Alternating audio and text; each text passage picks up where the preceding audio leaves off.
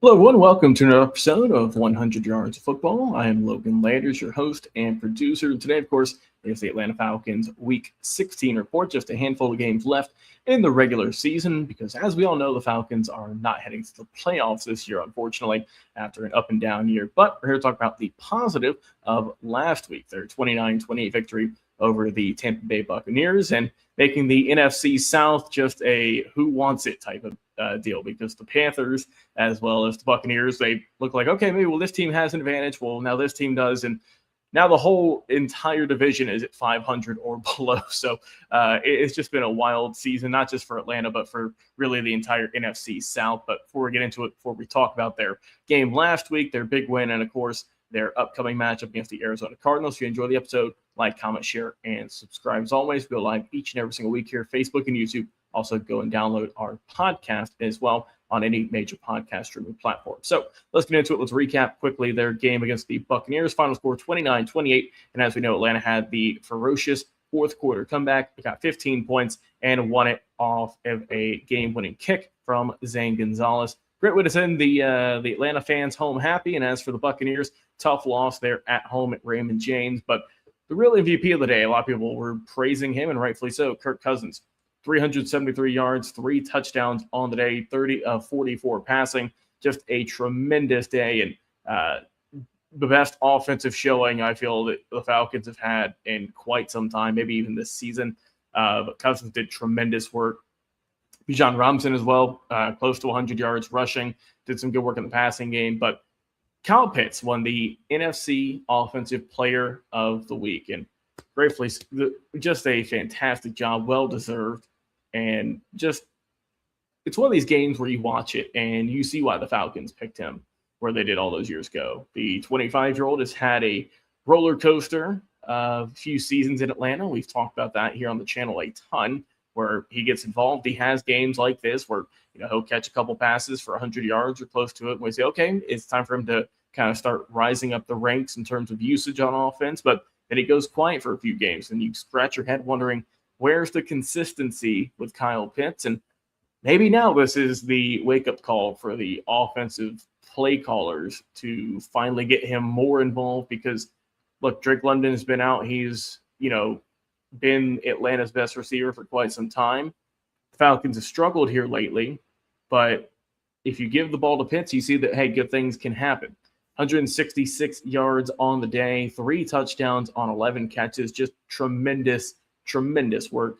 And the defense, as always, did some good work on a handful of sacks and caused some pressure to Baker Mayfield and ultimately got a big win against a division rival. And for the Falcons, much-needed win as they hope to kind of claw their way back. They're not going to get the 500, but get as close to it as you can and get some momentum. You saw that Raheem Morris was very happy with the win, obviously. You know that he's been tired of hearing all the hot seat rumors and debates online and everywhere and in the media, but a great win nonetheless against also his former team. He used to coach with the Tampa Bay Buccaneers years ago, so a little bit of revenge for him. Now, looking ahead to their matchup against the Arizona Cardinals, Falcons should relatively win this one with ease, I feel. The Falcons have been more consistent. They've played better on both offense and for defense, and as for Arizona, they are just in a hole right now. 3-11 currently on a horrific 6-game losing streak.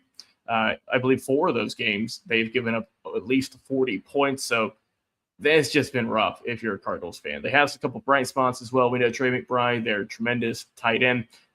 He has a lot of talent. If you can keep him kind of quiet, or if you can just have Brissett throw him the ball and, stave off the rest of the receiving core, the running backs, you have a pretty easy chance to win this game. So Arizona, like I said, they're in a tailspin right now.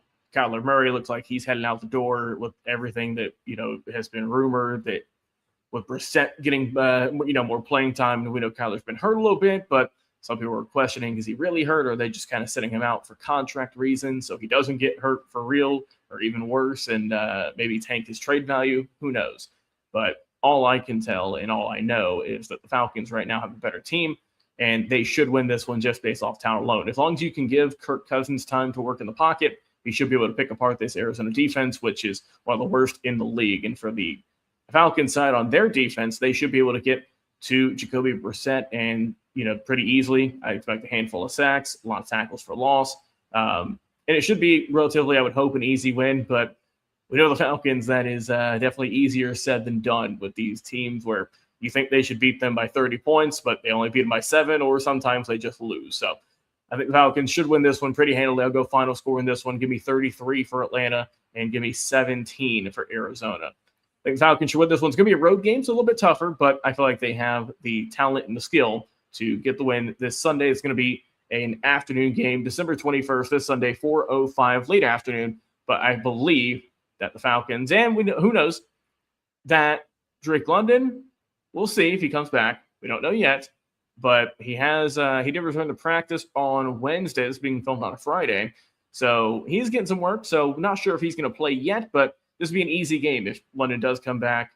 Just kind of get back to the feel of things and get back with the offense, work with Cousins. And boy, that's going to be the main topic for the offseason is what are they going to do with Kirk Cousins? Are they going to cut him, save the contract? Are they going to keep him? Because you don't know how Michael Penix Jr. is going to look after his surgery. So a lot of questions we'll get to, of course, in the offseason. But looking ahead, the Falcons should win this game this upcoming Sunday. I want to hear your thoughts, your opinions on this game this upcoming weekend in Arizona.